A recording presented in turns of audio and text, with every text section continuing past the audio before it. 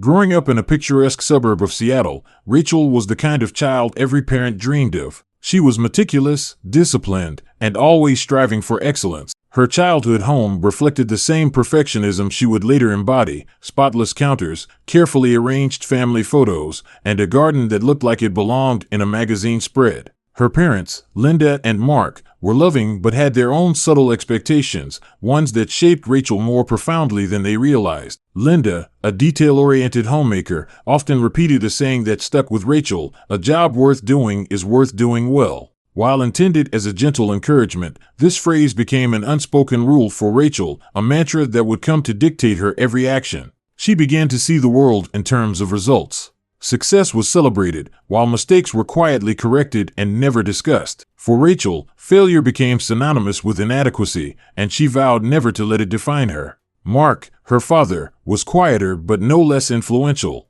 A software engineer by trade, he valued precision and order. He often praised Rachel for her achievements, proudly showing off her report cards and trophies to friends and coworkers. But even his praise came with an undercurrent of expectation. "You're so smart, Rachel. I bet you'll be the valedictorian someday." Rachel absorbed these words like a sponge. To her, love and approval seemed conditional, tied to accomplishments rather than inherent worth. By the time Rachel started school, her perfectionism was in full bloom. She wasn't just a good student, she was the best. Her handwriting was immaculate, her projects were flawless, and her teachers adored her. But beneath the shiny exterior was a young girl carrying a heavy burden. Every gold star or A+ she earned wasn't just an achievement, it was a promise she had to keep. The fear of falling short loomed over her like a storm cloud, and Rachel became adept at hiding her anxiety. As a psychologist, I've worked with many patients like Rachel. They often come to me years later, exhausted from living under the weight of their own expectations. Perfectionism, I tell them, is often a coping mechanism. It's a way to feel in control in a world that can be chaotic and unpredictable. For Rachel, it was her way of ensuring that she was seen, valued, and loved. But the cost of perfectionism is steep. It can rob you of joy, spontaneity, and the ability to connect authentically with others. Rachel's need for control extended beyond her academics. At home, she took it upon herself to organize the family's photo albums, color code her closet, and even plan their vacations. Linda and Mark saw her efforts as endearing, but they didn't realize how much pressure Rachel was putting on herself. She wasn't just trying to help, she was trying to prove her worth. In therapy, I often use childhood examples to help patients understand the roots of their perfectionism. For Rachel, one moment stood out. She was 8 years old, working on a school art project, a collage of her favorite animals. She was so focused on making it perfect that she accidentally glued one of the pictures upside down. When she showed it to her mother, Linda smiled and said, "It's beautiful, but maybe next time, you should double-check your work." Rachel didn't hear the praise, she only heard the criticism. From then on, she vowed never to let such a mistake happen again. As Rachel entered her teenage years, her perfectionism intensified. She became the editor of the school newspaper, captain of the debate team, and a straight-A student.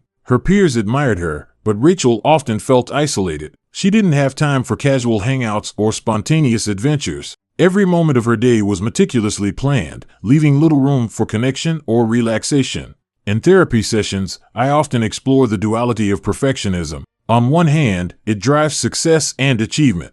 On the other, it creates an endless cycle of dissatisfaction. For Rachel, the latter became increasingly apparent as she grew older. Even her greatest accomplishments felt hollow because she was already focused on the next goal. The joy of the journey was overshadowed by the anxiety of reaching the destination. By the time Rachel graduated high school as valedictorian, she was already burnt out.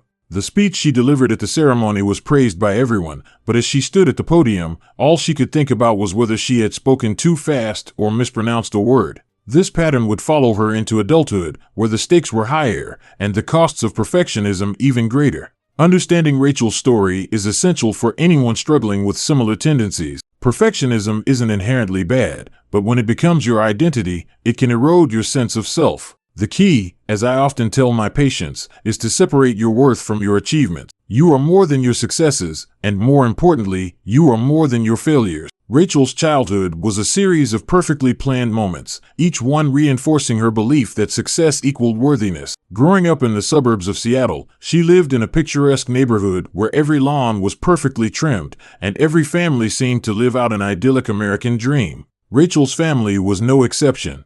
Her mother, Linda, ran the household with the precision of a military general, while her father, Mark, took pride in his career as a software engineer. Together, they created an environment that, while loving, was steeped in high expectations. From the outside, Rachel's life seemed charmed. She had a natural aptitude for learning, excelling in every subject from math to music. Her teachers often described her as exceptional and gifted, and her parents beamed with pride at every parent-teacher conference. But beneath the praise and accolades, Rachel began to feel the weight of expectations pressing down on her. Linda, a firm believer in the value of hard work, often told Rachel, "If you want something done right, you have to do it yourself." These words, meant to inspire self-reliance, became a guiding principle for Rachel. She internalized the idea that her worth was tied to how well she performed, whether it was cleaning her room, completing a science project, or helping her classmates during group assignments. Even a minor mistake felt like a personal failure, a crack in the polished image she worked so hard to maintain.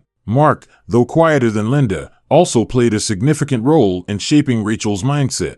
As a software engineer, his world revolved around precision and problem solving. He often brought work home, and Rachel would watch him debug lines of code with the patience of a craftsman. "Attention to detail is everything," he would say, often adding, "A small mistake can cause the whole system to crash." Rachel absorbed these lessons like a sponge, applying them to every aspect of her life. One memory that stood out vividly for Rachel occurred when she was 10 years old. She had spent hours preparing for her school spelling bee, rehearsing every word with meticulous care. When she won first place, her parents were overjoyed. But instead of feeling proud, Rachel was consumed by a nagging thought: what if I had lost? This fear of failure began to overshadow her accomplishments, turning even her victories into sources of anxiety. As Rachel moved into middle school, the pressure only intensified. She joined the honor roll, participated in student council, and took on leadership roles in various extracurricular activities. Her schedule was packed, leaving little time for anything that didn't contribute to her growing list of achievements. Sleepovers with friends, carefree afternoons at the park, and even family movie nights became rare occurrences. Rachel began to view downtime as wasted time, a mindset that would later bleed into her adult life. In my practice as a clinical psychologist, I often see patients like Rachel who struggle to balance the demands of their inner critic with the realities of life. Perfectionists often develop what we call conditional self-worth, where they base their value on external achievements. This creates a cycle of dependency. The more they achieve, the more they feel compelled to keep achieving, leaving little room for rest, joy, or even failure. For Rachel, this cycle became most apparent during group projects in middle school. While her classmates saw these assignments as opportunities to collaborate, Rachel saw them as a potential minefield of mistakes. She often took on the bulk of the work, convinced that no one else could meet her standards. Her peers began to rely on her, not out of laziness, but because they could see how much Rachel wanted control. To her, it wasn't about teamwork, it was about ensuring perfection. Linda and Mark, proud of their daughter's achievements, often showcased them at family gatherings. Rachel won another award, Linda would announce, holding up a certificate.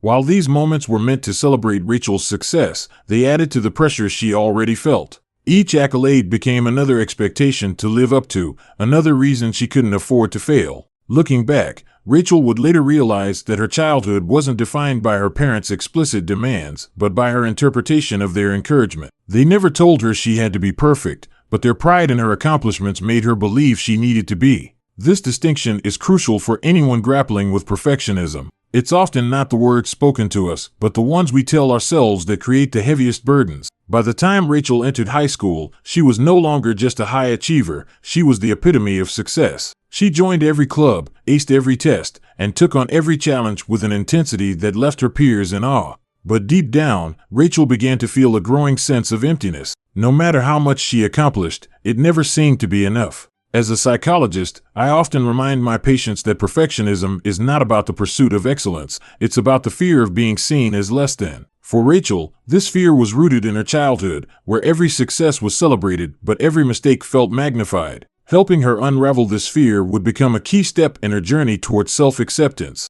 Rachel met Chris during a chilly fall evening in Boston, a moment that seemed unremarkable at first, but would eventually become a turning point in her life. It was a Friday night, and Rachel had reluctantly agreed to join her roommate, Megan, at a casual gathering. Megan had insisted, saying, "You need to loosen up, Rach. You work too hard, you deserve a night out." Rachel, always hesitant to stray from her meticulously planned routines, finally relented, but not without hesitation. She had already mapped out her weekend, complete with color-coded study blocks and a meal prep schedule. A party didn't exactly fit in. The gathering was at a cozy apartment near campus, its dimly lit rooms filled with the sound of soft indie music and the hum of casual conversation. Rachel arrived feeling out of place, clutching a soda she didn't plan to drink and scanning the room for a quiet corner to retreat to. Parties weren't her scene. They felt chaotic, unpredictable, and far removed from the order she craved in her life. But as she stood near the bookshelf, pretending to be engrossed in a collection of novels, Chris walked in. Chris was late, having just come from a pickup basketball game with friends. His hair was slightly disheveled, and his sneakers were still dusty from the court. He carried a tray of brownies that, to Rachel's dismay, looked far from perfect. The foil was crinkled, a few brownies were squished, and a corner of the tray had spilled crumbs onto the table. "Hey, sorry I'm late," Chris announced with an easy smile. "These aren't Pinterest-worthy, but I promise they're edible." Rachel couldn't help but raise an eyebrow. She watched as Chris placed the tray on the counter, completely unfazed by its imperfections. People began to gather around him, laughing at his jokes and eagerly grabbing the brownies, some even commenting that they were the best they'd ever tasted. Chris didn't seem to notice, or care, that the presentation was far from perfect. He was charming, relaxed, and completely at ease in the moment, a stark contrast to Rachel's tightly wound demeanor. Megan, ever the social butterfly, dragged Rachel over to introduce her. "Chris, this is Rachel. She's brilliant, a total marketing whiz, but she needs to take a break from her spreadsheets once in a while." Rachel felt her cheeks flush, unsure of how to respond. Chris extended a hand, his grip warm and firm. "Nice to meet you, Rachel. So, are you team brownies or cookies?" Caught off guard by the casual question, Rachel stammered, brownies, I guess. But they're usually neater than this." The words escaped her mouth before she could stop them. Chris laughed, a genuine, hearty sound that made Rachel feel both embarrassed and intrigued. "Fair enough," he said, unfazed. "I go for taste over aesthetics. Life's too short to worry about straight edges." That was Chris in a nutshell, uncomplicated, easygoing, and unapologetically himself. Throughout the evening, Rachel found herself drawn to his energy. While she usually struggled to make small talk, Chris had a way of putting her at ease. He asked her about her interests, listened intently, and cracked jokes that made her laugh despite herself. Rachel was surprised to realize she was enjoying the conversation, something she rarely felt in social settings. As the night went on, Chris shared stories about his passion for graphic design, his love for hiking, and his habit of baking brownies as a stress reliever. "They're not always pretty," he admitted, "but they do the job." Rachel couldn't help but admire his authenticity. He wasn't trying to impress anyone, he was simply being himself. It was a quality she found both refreshing and unsettling. For someone like Rachel, who spent so much time curating every aspect of her life, Chris's ability to embrace imperfection felt like a foreign concept. By the end of the night, Chris had managed to coax Rachel out of her shell in a way few people ever had. As they said their goodbyes, he handed her a slightly squished brownie. "For the road," he said with a wink. Rachel took it reluctantly, thinking she'd throw it away later. But as she walked back to her apartment, she found herself taking a bite. To her surprise, it was delicious, rich, fudgy, and satisfying in a way she hadn't expected. It was a small moment, but it stuck with her. Looking back, Rachel would often describe that night as the beginning of something she didn't know she needed. Chris represented everything she wasn't: spontaneous, relaxed, and unburdened by the need for perfection. Their connection wasn't instant fireworks, but a slow-burning intrigue that would grow over time. For Rachel, meeting Chris wasn't just about finding a romantic partner, it was about being introduced to a different way of living, one where flaws weren't something to hide, but something to embrace. As a clinical psychologist, I often remind my patients that the people we're drawn to can teach us about the parts of ourselves we neglect. Chris didn't just accept imperfections, he celebrated them, and this challenged Rachel to reevaluate her own mindset. Sometimes, the people who come into our lives aren't just companions, they're mirrors reflecting the lessons we need to learn. In the weeks following that first encounter, Rachel and Chris began spending more time together. What started as casual conversations at mutual friends gatherings quickly turned into coffee dates, long walks through the Boston Common, and late-night chats that stretched into the early hours. For Rachel, who typically avoided anything unplanned, their spontaneous meetups felt oddly liberating. Chris's relaxed approach to life stood in stark contrast to her meticulous planning, and though it unnerved her at times, it also intrigued her. Chris had a way of making Rachel laugh at herself, a skill she never thought anyone could master. On one of their early dates, Chris suggested they try a pottery class. Rachel hesitated, knowing her lack of experience would likely result in a lopsided, uneven mess. "But that's the point," Chris said with a grin. "The more ridiculous it looks, the better the story." Against her better judgment, she agreed. As they molded clay into misshapen bowls, Chris joked about opening a gallery for accidental art. Rachel couldn't help but laugh, realizing how freeing it was to create something without the pressure of perfection. Their differences became even more apparent as their relationship deepened. Chris was the kind of person who could spend an entire Sunday morning sipping coffee and reading a novel, while Rachel felt restless without a to-do list. He preferred exploring without an agenda, letting the day unfold naturally, while Rachel thrived on structure and preparation. Yet, these contrasts created a surprising balance. Chris pushed Rachel to slow down and enjoy the moment, while Rachel's drive inspired Chris to take his own goals more seriously. For a while, their differences complemented each other. Chris loved Rachel's ambition and the way she threw herself wholeheartedly into everything she did.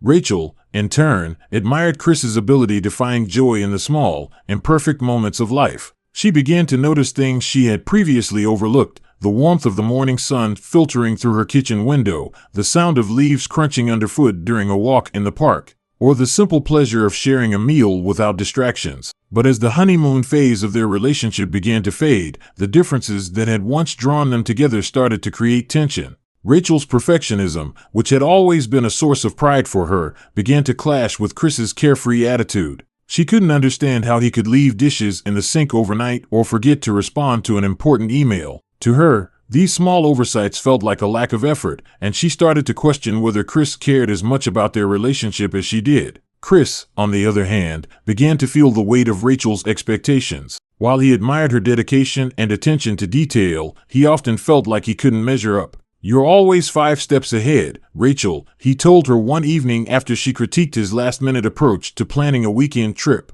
"Sometimes it feels like you're waiting for me to fail." His words stung, but Rachel couldn't deny that there was some truth to them. She wanted Chris to share her vision of a perfectly curated life, but she hadn't stopped to consider whether that was what he wanted or even needed. As a psychologist, I've seen many couples struggle with this dynamic. Opposites often attract because they offer balance, but without mutual understanding, those same differences can become sources of conflict. For Rachel and Chris, the challenge wasn't their opposing personalities, but their inability to appreciate each other's perspectives. Rachel saw Chris's laid-back nature as a lack of commitment, while Chris viewed Rachel's perfectionism as a form of control. Neither was entirely right, but neither was entirely wrong either. One pivotal moment in their relationship came during a friend's birthday party. Chris had promised to pick up the cake, but in typical fashion, he waited until the last minute. When he arrived with a lopsided dessert from a nearby bakery, Rachel felt a wave of embarrassment. "You couldn't have planned ahead," she whispered sharply. Chris, visibly hurt, replied, "It's a cake, Rachel.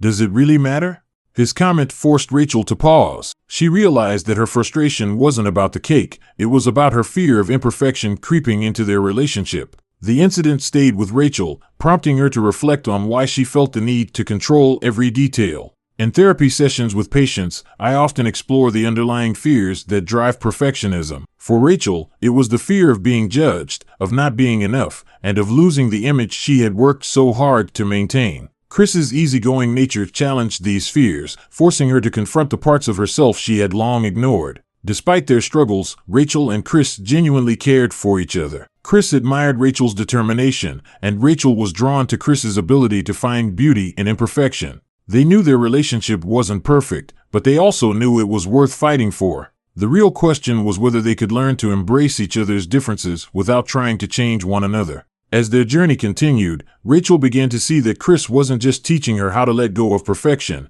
he was teaching her how to embrace life as it was, messy and unpredictable. It wasn't an easy lesson, but it was one that Rachel would carry with her for the rest of her life. The early days of Rachel and Chris's relationship felt like a breath of fresh air for both of them. Rachel, accustomed to living by the clock, found Chris's spontaneity exciting and freeing. Chris, on the other hand, admired Rachel's focus and drive, which inspired him to think more seriously about his own career. For months, they seemed to balance each other perfectly. Chris encouraged Rachel to take breaks, and Rachel helped Chris set goals. Their friends often commented on how well they complemented one another, calling them a perfect match. But as anyone who has been in a long-term relationship knows, the honeymoon phase doesn't last forever. As their dynamic deepened, so did the cracks beneath the surface. The same qualities that initially drew them together began to create friction. Rachel's love for planning and order, once seen as admirable, now felt rigid to Chris. Meanwhile, Chris's carefree attitude, which Rachel had found so charming, began to feel careless in the face of real-life responsibilities. The first sign of trouble came during a routine grocery trip. Rachel, true to form, had created a detailed list organized by aisle to save time. Chris, meanwhile, tossed random items into the cart: chips, a six-pack of craft beer, and a box of brownie mix. "We don't need that," Rachel said, pulling the chips back out. Chris grinned. "Come on, it's just a snack." What started as a playful disagreement quickly escalated into a tense argument in the middle of the cereal aisle. "Why can't you take anything seriously?" Rachel snapped. Chris frowned, his easygoing demeanor replaced by visible frustration.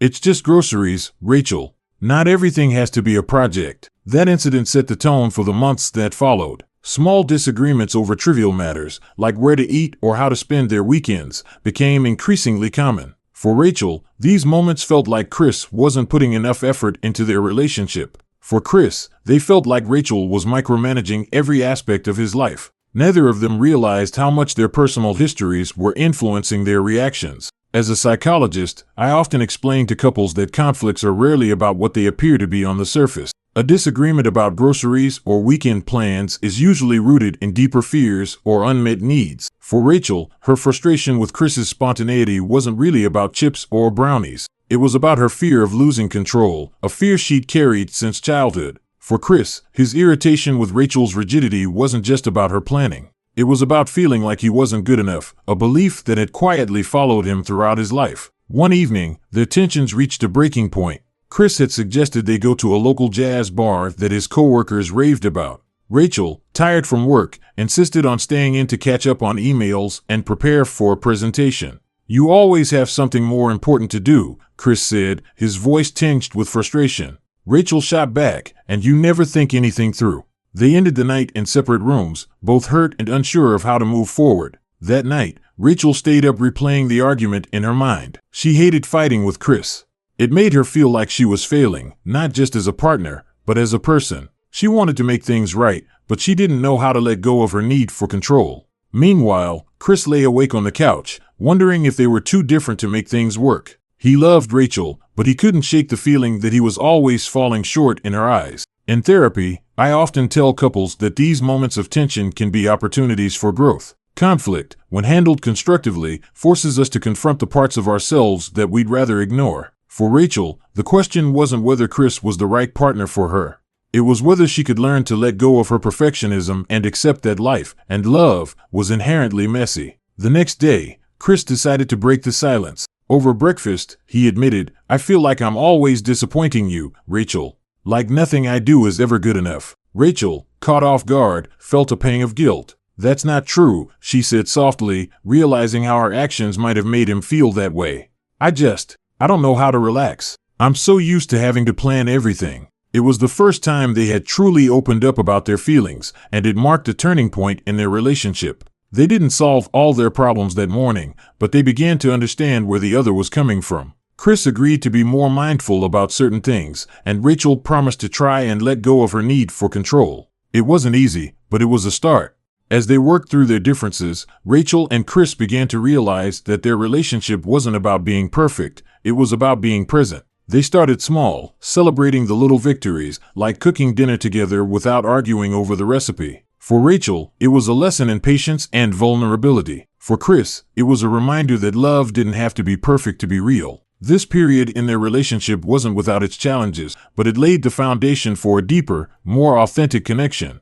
As a psychologist, I often tell patients that the end of the honeymoon phase isn't the end of the relationship, it's the beginning of something more meaningful. For Rachel and Chris, it was the start of learning to love each other and themselves as they were. While Rachel grappled with her perfectionism, Chris had his own internal battles. From the outside, he appeared relaxed, easygoing, and unbothered by the weight of expectations. But beneath his calm demeanor was a man who often questioned his own worth. Being with Rachel, a woman so driven and accomplished, had initially filled him with pride. Yet over time, it also awakened insecurities he hadn't fully confronted. Chris grew up in a small town in Vermont, raised by parents who valued effort over achievement. His father, a carpenter, often said, "As long as you do your best, that's what matters." Chris had taken those words to heart, approaching life with a mindset that prioritized enjoyment and experience over outcomes. But while this philosophy gave him a sense of freedom, it also left him feeling inadequate in a world that seemed obsessed with perfection. In college, Chris pursued graphic design, a field he loved for its blend of creativity and flexibility. He was good at what he did, but he wasn't the type to chase accolades or obsess over the details. Good enough was his mantra, and for the most part, it served him well. But when he met Rachel, her laser-focused ambition made him question whether good enough was, well, good enough. In the early days of their relationship, Chris admired Rachel's work ethic and determination. She inspired him to think bigger, to consider goals he had previously dismissed as unattainable. But as their relationship deepened, Chris began to feel like he was constantly falling short of Rachel's expectations. Her meticulous nature, which he had once found endearing, started to feel like a magnifying glass exposing his every flaw. One evening, after Rachel had spent hours meticulously planning their weekend getaway, Chris tried to inject some spontaneity into the trip by suggesting they skip the schedule and take a detour to explore a nearby town. "It's got this great little brewery and a live band tonight," he said, his eyes lighting up. But Rachel hesitated, pointing out how the detour would disrupt the plan she had already made. "I just think it'll be fun," Chris said, trying to keep his tone light. Rachel sighed, her expression tightening. "We have a plan for a reason, Chris." Her response stung, though Chris tried not to let it show. He didn't want to argue, so he let it go. But the moment stuck with him, feeding a growing sense of inadequacy. It wasn't just about the brewery or the detour, it was about the feeling that his input wasn't valued, that his way of doing things was never quite right.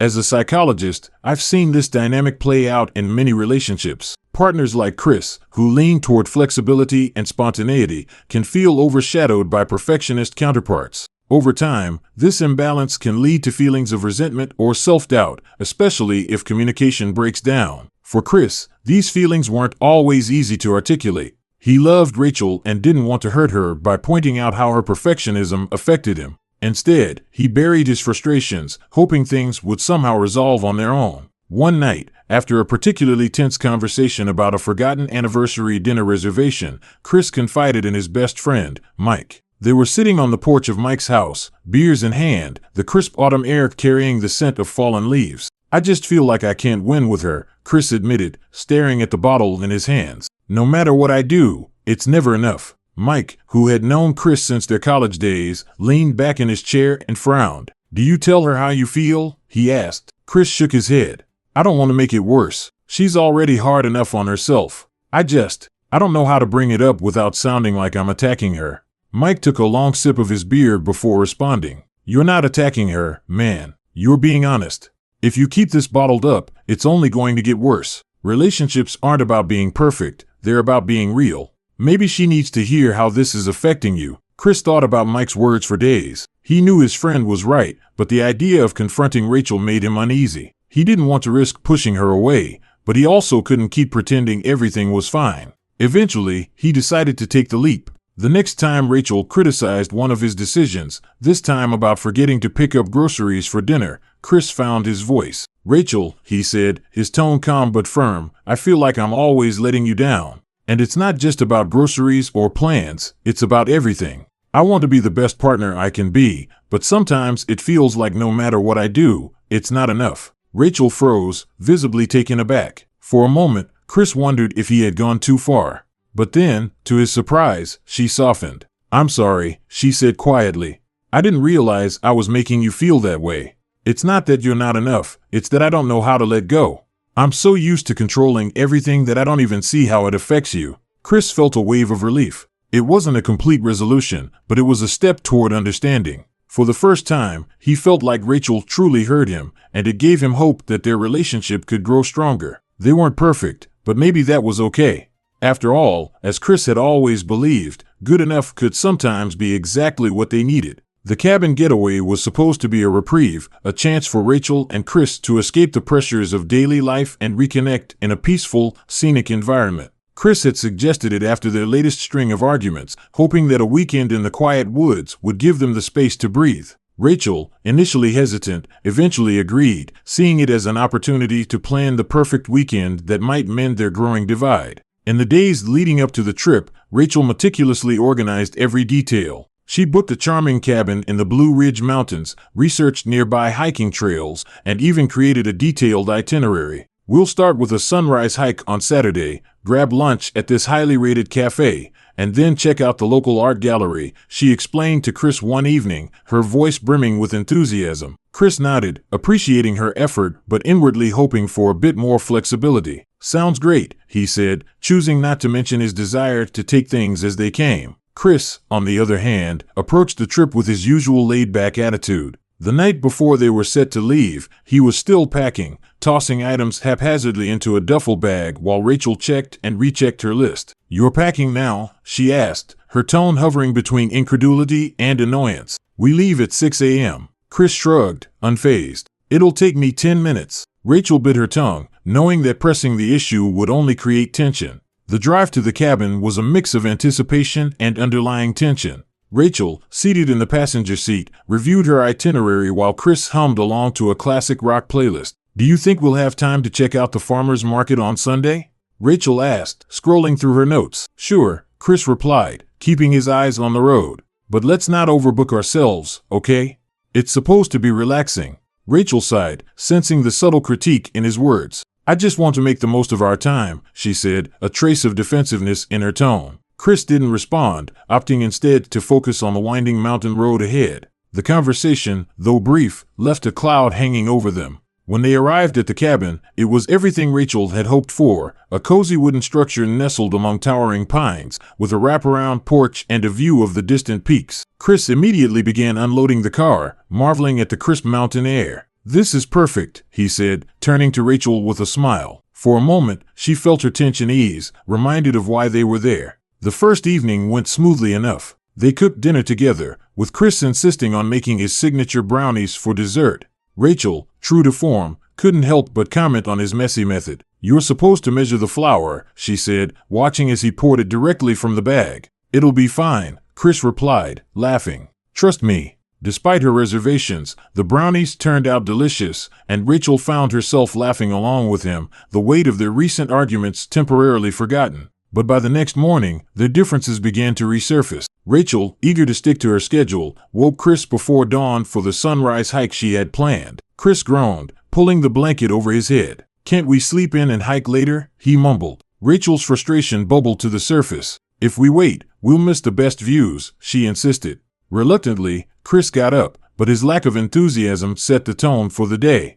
As they trudged up the trail, Rachel couldn't shake her irritation. Chris, usually the more upbeat of the two, seemed distant, dragging his feet and stopping frequently to catch his breath. "You could have prepared for this," Rachel muttered under her breath, forgetting that Chris could hear her. He stopped in his tracks, turning to face her. "Rachel, can we just enjoy this? I'm trying, but it feels like nothing I do is good enough for you." His words cut through her like a cold wind. For a moment, Rachel was speechless, stunned by the raw honesty of his statement. She wanted to defend herself, to explain that she only wanted things to be perfect for them. But as she looked at Chris, standing there with a mix of frustration and hurt on his face, she realized he didn't need an explanation, he needed her to listen. The rest of the hike was quiet, but the silence wasn't entirely uncomfortable. Rachel found herself reflecting on Chris's words, wondering if her need for control was overshadowing the very connection she was trying to nurture. When they reached the summit, the breathtaking view reminded her of why they had come in the first place. For a brief moment, she let go of her worries, taking Chris's hand and soaking in the beauty of the moment.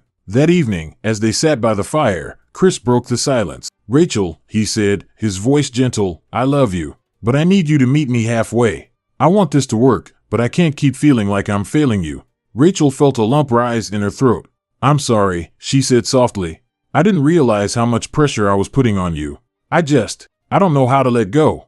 It wasn't a perfect resolution, but it was a start. The weekend didn't go exactly as Rachel had planned, but it taught them both an important lesson. Love wasn't about perfection. It was about showing up, being vulnerable, and finding joy in the messy, imperfect moments. The weeks following the cabin getaway were a mix of progress and tension. Rachel tried to loosen her grip on control, and Chris made a conscious effort to communicate more openly. But perfectionism isn't a habit that vanishes overnight, and Rachel's deeply ingrained fears began to creep back in. She still second-guessed Chris's decisions, questioned his priorities, and, in her quiet moments, wondered if their relationship could withstand their differences. One evening, their fragile equilibrium unraveled during what should have been a simple dinner. Chris had offered to cook, a rare occasion, and Rachel was thrilled at the prospect of taking a break. But as she watched him haphazardly chop vegetables and ignore the recipe's instructions, her anxiety flared. "You're supposed to sauté the onions first," she said, unable to hide her frustration.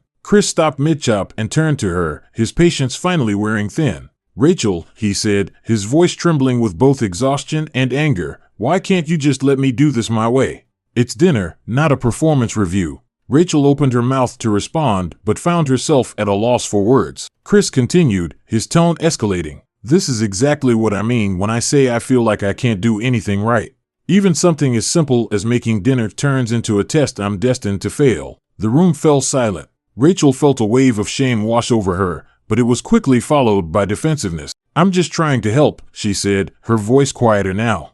"I want things to be good, for both of us." Chris sighed deeply and leaned against the counter. "Rachel, I don't need things to be perfect. I need them to be real. I need you to trust me, to let me make mistakes, and to accept that sometimes good enough really is enough." It was a moment of raw honesty that neither of them could ignore. Chris's words forced Rachel to confront a truth she had long avoided. Her perfectionism wasn't just about her, it was about control. By trying to mold every aspect of their relationship into her ideal vision, she was unintentionally pushing Chris away. And in doing so, she was jeopardizing the very connection she was so desperate to protect. That night, Rachel didn't sleep much. She replayed the conversation in her mind, realizing how her actions were affecting Chris and herself. She thought back to her childhood, to the praise and expectations that had shaped her into the woman she was today. For so long, she had believed that perfection was the key to happiness, but in this moment, she saw how that belief had trapped her in a cycle of dissatisfaction. The next morning, Rachel made a decision. She knew she couldn't undo years of perfectionism overnight, but she could start taking small steps toward change. Over breakfast, she approached Chris, who was seated at the table scrolling through his phone. "Can we talk?" she asked hesitantly. Chris looked up, his expression guarded. "Sure." Rachel took a deep breath, her hands trembling slightly. "I've been thinking a lot about what you said last night," she began. "And you're right. I've been so focused on making everything perfect that I haven't let us just be." Chris set his phone down and gave her his full attention. "Go on," he said, his tone softer now. "I'm scared," Rachel admitted, her voice wavering. "I'm scared that if I let go, everything will fall apart. But I can see now that by holding on so tightly, I'm making things harder, for both of us. I don't want to lose you, Chris. I want us to figure this out together." Chris reached for her hand, a small smile breaking through his serious expression. "I'm not going anywhere, Rachel. But I need you to trust me, to trust us. We're not perfect, and we're never going to be. But maybe that's okay." Rachel nodded, feeling a weight lift from her shoulders. For the first time in years, she allowed herself to believe that imperfection didn't mean failure, it meant growth. Over the following weeks, Rachel made a conscious effort to relinquish control in small but meaningful ways. She stopped micromanaging their plans and allowed Chris to take the lead, even when his methods didn't align with hers. She started focusing on the present rather than worrying about the future. And when things didn't go as planned, she practiced reminding herself that it was okay. Chris, in turn, began to open up more about his own insecurities. He admitted that he sometimes felt overshadowed by Rachel's ambition and feared he wasn't enough for her. These conversations, though difficult, brought them closer together, fostering a level of vulnerability and trust they hadn't experienced before. As a psychologist, I often tell my patients that relationships are not about finding someone who completes you, they're about finding someone who grows with you. For Rachel and Chris, growth meant learning to embrace their differences rather than letting them divide them. It meant accepting that love wasn't about perfection, but about showing up, flaws and all. Months later, as they sat on the porch of their cabin during another getaway, Rachel looked out at the sunset, her hand intertwined with Chris's. The weekend hadn't gone exactly as planned. Chris had forgotten to pack the hiking gear, and they had gotten lost on the way to the cabin, but for once, Rachel didn't care. She laughed at the mishaps and marveled at how far they had come. "I think I'm finally starting to get it," Rachel said, her voice filled with a mix of gratitude and wonder. "Life doesn't have to be perfect to be beautiful. Chris squeezed her hand, a smile playing on his lips. Exactly, he said.